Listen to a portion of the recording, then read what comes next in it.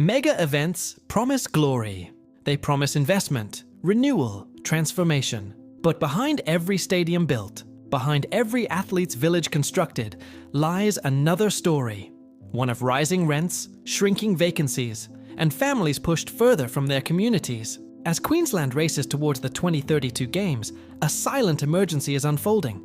Not in the limelight, but in the living rooms, rentals, and shelters of everyday Australians. This is the story of how a celebration of sport could deepen one of the worst housing crises in the nation's history, unless someone acts before the clock runs out. 7 years before the world arrives in Brisbane for the 2032 Olympic and Paralympic Games, a different countdown is already underway. One that has nothing to do with gold medals, opening ceremonies, or world records. Queensland is facing a housing crisis that experts warn could intensify dramatically as preparations accelerate.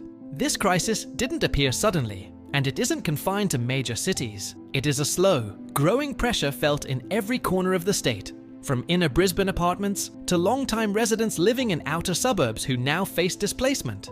The most worrying sign is simple. Queensland's housing market was already under strain before the Games were even announced. Brisbane's rental vacancy rate has hovered at a stubborn 1%, far below what economists consider healthy. A balanced market typically sits between 2% and 3%, where renters can choose between properties rather than compete for them. But in Brisbane, competition is fierce. Inspectors report queues stretching down the street for inspections. Applicants offer months of rent up front. Some families live out of cars while searching for anything they can afford. Why is demand so high? Because Brisbane is booming. The city's population growth has outpaced nearly every other capital. Warmer climate, lower cost of living compared to Sydney or Melbourne, and the promise of major infrastructure investments have drawn thousands of new residents every year. This growth was exciting at first, a symbol of Queensland's emergence as a global city. But growth without planning eventually becomes pressure. The annual Q Shelter Displacement Report confirms what many Queenslanders already feel. Even with progress in new dwelling approvals, the southeast corner is not building quickly enough to keep pace with demand. Construction delays, labor shortages, supply chain disruptions, and escalating material costs have slowed the rollout of new homes. Builders warn that approvals on paper are one thing, completed homes are another. The 2032 Games are expected to put even more pressure on the market.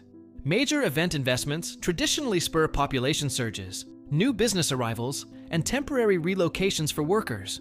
While the Games will bring tourism and economic benefits, they also risk squeezing low-income renters out of their own neighborhoods. Olympic history shows this pattern clearly. Cities preparing for mega events often experience rising rents and displacement unless strong protections are put in place early. In Queensland, those protections are not yet secure. With the countdown underway, the question is no longer whether the crisis will deepen, but how deeply, and who will bear the brunt of it. Brisbane's growth has been staggering. A boom driven not just by population, but by perception. In the last decade, the city has transformed from a laid-back regional center into a thriving global destination. Technology companies, service industries, and young families have all gravitated toward the southeast. And as the 2032 Games approach, international investors, developers, and workers are eyeing the region with renewed interest. But growth has a cost. Everyone needs somewhere to live. Rental prices have climbed sharply, outpacing wages and household incomes. A one-bedroom apartment in inner Brisbane jumped from $510 to $550 per week in just a year. While that increase may appear small on paper, for working families, students, and retirees, it represents a monthly budget stretched beyond comfort. Housing stress, defined as spending more than 30% of income on rent, is no longer the exception. It is becoming the norm. The Gold Coast has felt similar pressure. A 3-bedroom house increased by $35 a week, adding nearly $2,000 to annual household expenses. Logan, historically more affordable, is now experiencing rising rental distress and homelessness demand. Even suburbs once considered safe havens for low-income families, the outer fringe, the older blocks, the overlooked pockets, are slipping out of reach. Why? Because Brisbane's boom creates ripples. As affordability collapses in one suburb, families move outward. But when enough families move outward, they push prices upward in the next region. Eventually, those areas become unaffordable too. This cycle, known as displacement pressure, is already reshaping communities across the southeast. Compounding the problem is the influx of short-term rentals. In June, Brisbane saw 623 more Airbnb listings than the year before, a 17% increase. Properties that once served as long-term rentals have shifted to the tourism market, driven by higher yields and the approaching games. While short-term rentals support tourism, they reduce housing stock for locals, worsening vacancy rates and intensifying competition. Even homeowners are not immune. Mortgage stress remains elevated, up 3%. Rising interest rates have made repayments harder, especially for those who bought during the peak of the pandemic property surge. Homeowners now face a difficult reality. Their asset may have increased in value, but their ability to afford living in it has declined. With prices rising, vacancies shrinking, and competition increasing, Brisbane is entering a period where housing is no longer simply a cost, it is a battleground. For many families, securing a home feels more like winning a lottery than signing a lease. And the games have not even begun yet. Mega events such as the Olympics bring prestige, global attention, and infrastructure, investment. But their hidden impact on housing has been documented around the world. Cities, from Los Angeles to London, from Seoul to Rio, have all seen similar patterns. Rents rise, vacancy rates fall, low-income residents are displaced, short-term rentals surge. Construction focuses on event precincts rather than long-term needs. In other words, the Olympics transform cities, but not always for the people who live there. As Queensland rebuilds, renovates, and prepares for its moment on the world stage, demand for housing is expected to intensify. Tens of thousands of workers will arrive for construction, logistics, broadcasting, security, hospitality, and operations. Many will require temporary or medium-term accommodation. At the same time, investors anticipating a tourist boom often convert rentals into Airbnb-style properties, shrinking the pool of available homes for Queenslanders. The 17% rise in short-term rentals in Brisbane is an early warning sign, and alarming because the Games are still years away. During the Sydney 2000 Olympics, several suburbs experienced temporary rent spikes as workers and tourists poured in. But those spikes were mild compared to global examples. In Ione, Barcelona, 1992, rents rose more than 140% in some districts. In London, 2012, the local housing allowance failed to keep up with private rent jumps. In Rio, 2016, entire communities were displaced to make way for Olympic infrastructure. Brisbane is not Rio, but no city is immune when demand outstrips supply. The Athletes' Village is expected to become a centerpiece of Games preparation. The question experts ask is, what happens to it afterward? Will it become a luxury redevelopment? A commercial precinct? Or will it help solve the crisis? Housing advocates argue the answer is simple. Turn part of the village into long-term social and affordable housing. This approach has precedent. In Vancouver and London, parts of the athletes' villages were converted into public housing. But in many cases, the amount designated was far too small to offset the displacement caused by rising rents. Queensland now has a rare opportunity, a once-in-a-generation chance to plan housing that benefits communities long after the closing ceremony ends. But whether that happens depends on decisions made today, not 7 years from now. If policy lags, the Olympics will not be remembered as a celebration. It will be remembered as the moment the housing crisis became a defining story of a generation. Behind the statistics are people, families, workers, seniors, young couples, and single parents, all navigating a rental landscape that is shifting beneath them. In Logan, demand for homelessness support has risen sharply. Social workers report families sleeping in cars, couch surfing, or living in emergency lodging for months. Refugees and recent migrants, who once found affordable housing in outer suburbs, are now being priced out of those areas too. The psychology of displacement is devastating.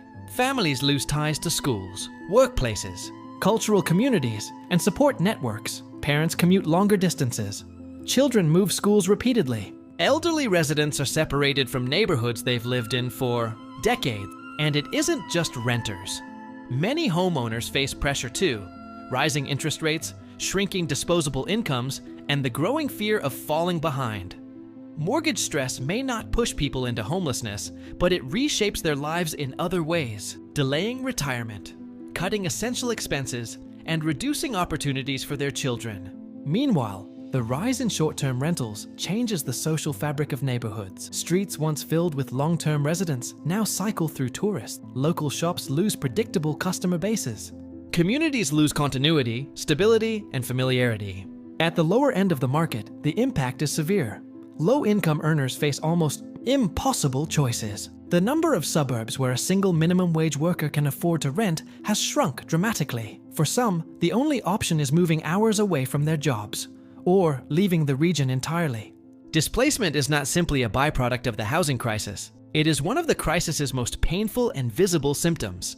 And, as Brisbane approaches 2032, that symptom risks intensifying into a full-scale humanitarian challenge unless policymakers intervene decisively.